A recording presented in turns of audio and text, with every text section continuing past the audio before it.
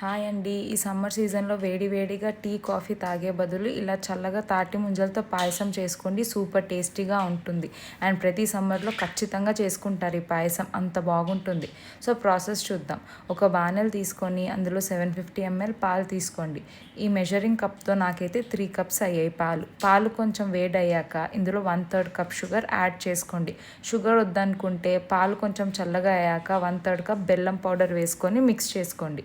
ఇప్పుడు లేతగా ఉన్న తాటి ముంజల్ని తీసుకొని నేనైతే ఇక్కడ 7 తీసుకున్నాను, ఎందుకంటే నాకు చిన్నగా దొరికాయి కాబట్టి. మీకు మీడియం సైజులో దొరికితే 6 పర్ఫెక్ట్గా సరిపోతాయి. ఇక్కడ షుగర్ అనేది కరిగిపోయింది. ఇప్పుడు పాలని మొత్తం చల్లగా అయ్యే వరకు పక్కన పెట్టండి. పూర్తిగా కూల్ అయ్యాక ఒక గిన్నె తీసుకొని అందులో పాలు, ముందు కట్ చేసి పెట్టుకున్న తాటి ముంజలు, 1/2 స్పూన్ ఇలాచి, 1 స్పూన్ రోస్ట్ చేసుకున్న బాదం పప్పు వేసి మిక్స్ చేయండి.